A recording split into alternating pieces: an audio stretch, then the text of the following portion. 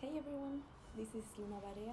I'm a Jiu-Jitsu brown belt from Spain, and I'm making this video to help somebody who's trying to join a new academy or starting their Jiu-Jitsu journey. I can only talk about my own experience because that's all I have, so that's what I can share with you guys. Like I said, I hope this helps somebody. You're on your own, trying to wandering around, which team will be better, or what academy should I go? I'm hearing this about, I don't know, Gracie Family or Gracie Jiu-Jitsu or 10 Planet, just to name a few different ones. So, because right now we have a bunch of different teams, so it can be a little confusing of which one to pick. I did this tweet saying, hey, be mindful when you're starting your jiu-jitsu journey. Just remember that you're paying for a service, right? So of course it's very hard to know which one is good service or bad service, or good team, bad team, or GM Academy when you're first starting. It's even hard when you're already training. So I'm trying to break this down with in other words, for example, like if you're paying a high fee, so you're paying a fee, a membership, right?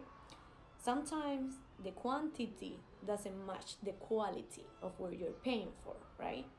So if you're trying to get a new car and you want a BMW, you're not gonna pay for it and then leave the car dealer with a Fiat 500, right? That makes sense?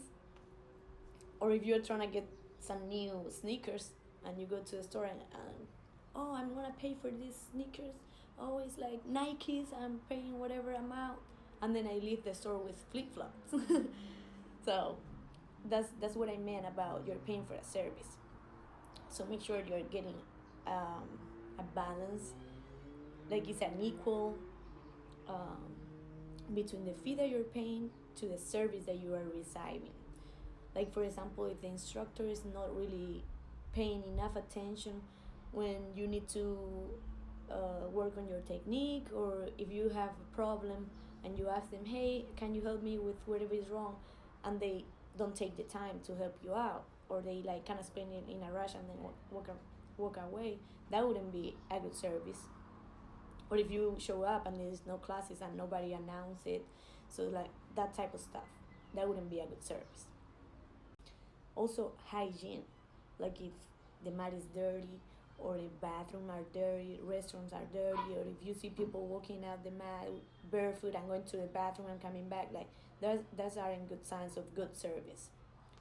Because like any grappling sport or combat sport that we're in contact with each other a lot, it means that you can spread infections really quickly between the members of the team, the students, the instructors. So that wouldn't be a good sign of good service. You should expect when the first time you go to a Jiu-Jitsu Academy is the environment should be friendly. Like not too friendly, like everyone's trying to be your best friend out of the blue. Like that's not good. But friendly enough to walk you through the gym, through the technique, through a warm-up. Because one thing to try jiu-jitsu for the first time, or any martial art, or anything out of your comfort zone, takes a lot of courage. So people who already been training knows that. So they're trying to make you feel comfortable. You should feel welcome and like you belong on the mats.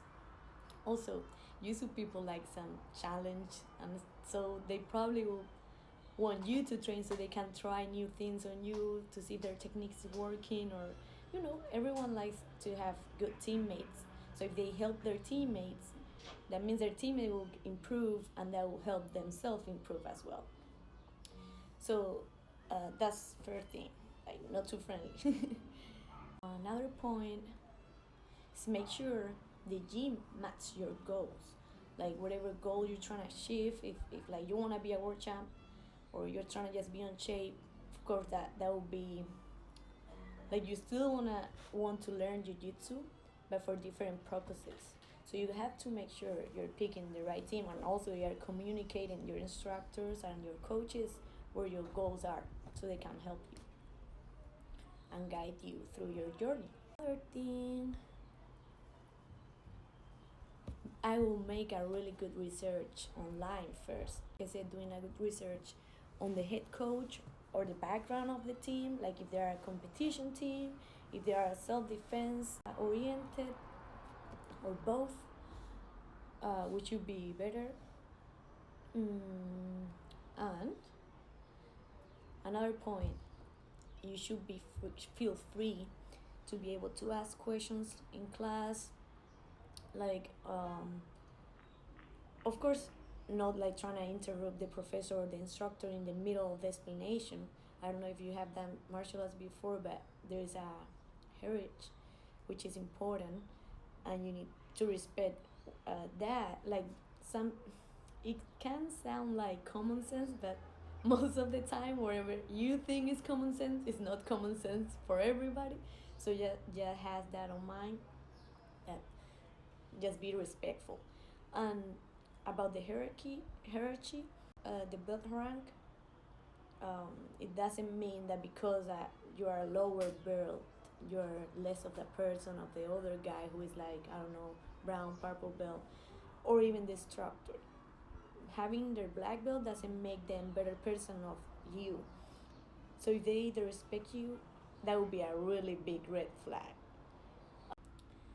Um, so another thing, this is kind of controversial, because I cannot call this jiu-jitsu taboos, because mostly everyone knows about, but they don't want to speak, so they don't want to talk about it. So some academies are kind of cult oriented. So for example, they won't allow cross training, they won't allow visitors in the academy, or they don't even may do seminars with somebody out of their team, or they won't allow their students go to do seminars or assist seminars in other teams. So that would be a super red flag for me. I would join a team that is follows those type of rules. Another thing that I find like a really big red flag is favoritisms. So every student should be treated equally.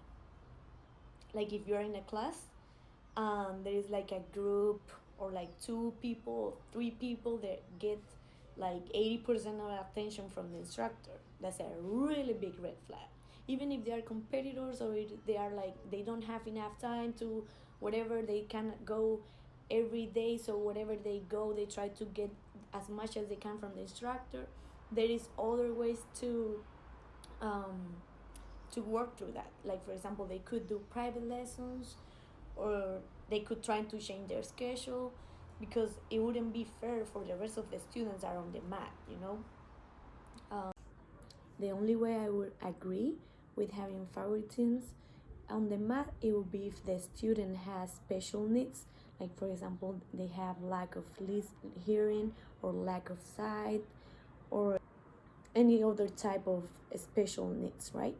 But if this is happening, usually the academy would have multiple instructors on the mat, or coaches assisting and helping, so everyone can have enough attention. I was introduced to jiu-jitsu by my brother, which I actually didn't really have an option. He just took me to a gym, like, oh, you gotta train. But I think I will do another video to talk about that, especially just about that. But well, last but not least, I wouldn't join a team if it's no females on the team. Even though when I started going back to that, it wasn't really girls training. But in this case, like if it's no females at all at the gym, that's a big red flag. It might be, I don't know, maybe a demographic issue.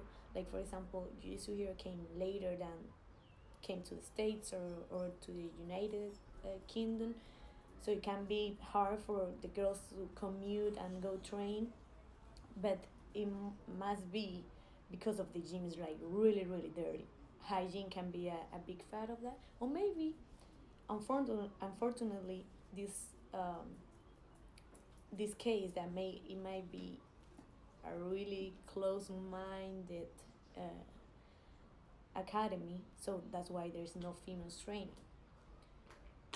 which likely this issue is slowly disappearing. I have so much things on mind that I could keep talking about, but I think with these tips, it's like a good enough to help you out if you need to, or like clear your mind if you were having, if you were hesitating on what to expect or what not to expect. But like I said, this is my very own perspective, my very own experience.